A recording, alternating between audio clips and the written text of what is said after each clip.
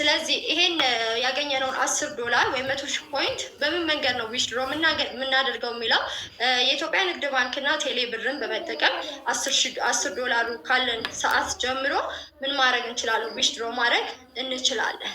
ስለዚህ እነዚህ ኮይን እና ፖይንቶችን ይህ አፕሊኬሽን በሪዋርድ መልክ ሊሰጠን አዘጋጅቷል። ኮይን እና ፖይንት በሪዋርድ መልክ ምን በማድረግ ነው የምንሰበስበው? ለሴቶች 3 መንገዶች አሉ። በየ24 ሰዓት በሪዋርድ መልክ የሚሰጠን 3 መንገዶች አሉ። ለወንዶች ሲሆን ደግሞ በ2 መንገዶች ኮይን እናገኛለን። ከነዚህ የመጀመሪያው ምንድነው? ትሬጀር ቦክስ አለች እዚህ አፕሊኬሽን ላይ ለአንድ ሰው 400 ኮይን የያዘች ትሬጀር ቦክስ። በዚህ ትሬጀር ቦክስ አማካኝነት ሴቶችና ወንዶች ከአፕሊኬሽኑ ኮይን እንሰበስባለን። እችን ትሬጀር ቦክስ ለማግኘት በቅድሚያ ወደ ሰዎች ላይቭ ሩም ወይም ፓርቲ ሩም የሚባል አለ። ፓርቲ ሩም ምን ማድረግ አለብን? ጆይን ማድረግ አለብን። በራሳችን ላይ በራሳችን ፓርቲ ምን ማድረግ አንችልም፣ ማግኘት አንችልም። የግድ ገስት ሆነን መግባት አለብን ማለት ነው። ይችን የምናገኘው ታዲያ በዛ ሰው ላይቭ ስትሪም ላይ ባለው ሰው ስክሪን ላይ ነው የምናገኘው። ለምሳሌ እዚች ጋር ምን አለች? ቢጫ ቦክስ አለች። እቺ ቢጫ ቦክስ ምንን ይዛለች? 400 ኮይን ለአንድ ሰው ይዛለች። 400 ኮይን ለአንድ ሰው።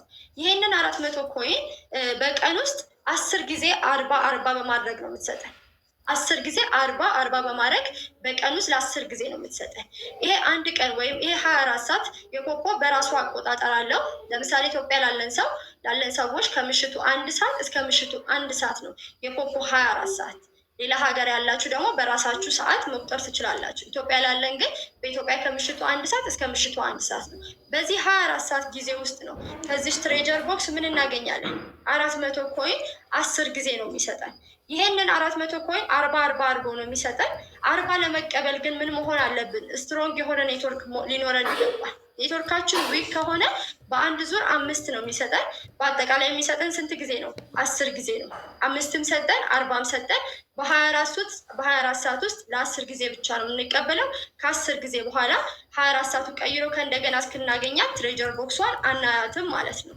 ይችን ለማግኘት የሰው ላይ እንገባለን። ከ5 ተነስታ ወደ 0 ካውንት ዳውን ታደርጋለች። 0 እስክትሆን መጠበቅ ይኖርብናል። ልክ 0 ስትሆን ቦክሷን ስንነካት 40 ፕላስ ወይም 5 ፕላስ ብላ ትሰጠናለች። በዚህ ቦክስ አማካኝነት ሴቶችና ወንዶች ከዚህ አፕሊኬሽን በኩል መጠን 400 ኮይን ያገኛል። ይሄ ምን ይባላል? ዴይሊ ታስክ። የመጀመሪያው ታስካችን ወይም ኮይን የምንሰበስብበት መንገድ ነው። ሁለተኛው ደግሞ ዴይሊ ታስካችን አለ። ይሄ ምንድነው? ፓርቲ ይባላል። ልክ አሁን እናንተ የኔ ላይቭ ሩም ላይ እንዳላችሁ ፓርቲ ሩም ደግሞ አለ። ፓርቲ ሩም ምንድነው? ፓርቲ ሩም ጆይን ስናደርግ ላይቭ ላይ ያለ ሰው ወይ በቪዲዮ የሚታይ ሰው ሳይሆን የምናየው ወንበሮች፣ ቦክስ የሚመስሉ ወንበሮች ነው የምናገኘው። እነዚህ ወንበሮች 2 አይነት ከለር አላቸው። የሴት ወንበሮች፣ የወንድ ወንበሮች የሚባሉ አሉ። የሴት ወንበሮች ማለት ከ1 እስከ 4 ያሉ ከላይ ጎልደን ወንበሮች፣ ቢጫ ወንበሮች ይኖራሉ። እዛ ወንበር ላይ አንድ ሴት ለ2 ሰዓት ትቀመጣለች። ለ2 ሰዓት በመቀመጧ 800 ፖይንት ሪዋርድ ሊሰጣት አዘጋጅቶላታል። ግን ይሄን 800 ፖይንት ሪዋርድ የሚሰጣትን ሪሲቭ ለማለት ሪኳየርመንት አላት አንዲት ሴት። ይሄ ምንድነው ሪኳየርመንቷ? በመጀመሪያ 1 ሰዓት ሊሰጣት ያዘጋጀላትን 800 ለመቀበል 1500 ኮይን እዚህ ፕላትፎርም ላይ ኤክስቼንጅ ተደራርጋ ለራሷ ፖይንት ኢርን ማድረግ ካልቻለች ይሄን 800 መቀበል አትችልም፣ ሪሲቭ ማለት አትችልም። ሁለተኛው ሪኳየርመንት ምንድነው?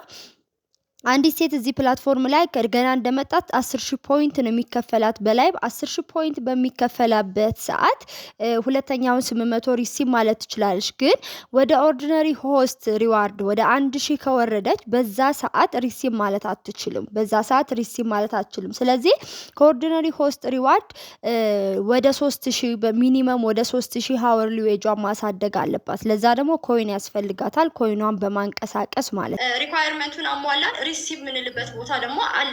የቱ ጋር ነው ሪሲቭ የምንለው? ሁላችንም ፓርቲ ላይ ወይም ላይቭ ላይ ስንሆን እቺ 3 ሰረዝ አይከን ትታየናለች። እችን የ3 ሰረዝ አይከን ስንነካት ቤዚክ ቱሎች ብሎ የተወሰኑ ቱሎችን ይዘረዝርልናል። ወደዛ ስንገባ ሪዋርድ የሚል እናገኛለን። ሪዋርድ የሚለው ውስጥ ስንገባ ላይቭ የሚላለ፣ አክቲቪቲ የሚላለ፣ ፓርቲ የሚላለ። ፓርቲ የሚለው ውስጥ እንገባና ጆይን ፓርቲ ፎር 1 ሃወር፣ ጆይን ፓርቲ ፎር 2 ሃወር ብሎ የሚቆጥርልን አለ። ሚኒታችንን ካልኩሌት አድርጎ ቆጥሮልን የሚሰጠን እዛ ጋ ነው ማለት ነው።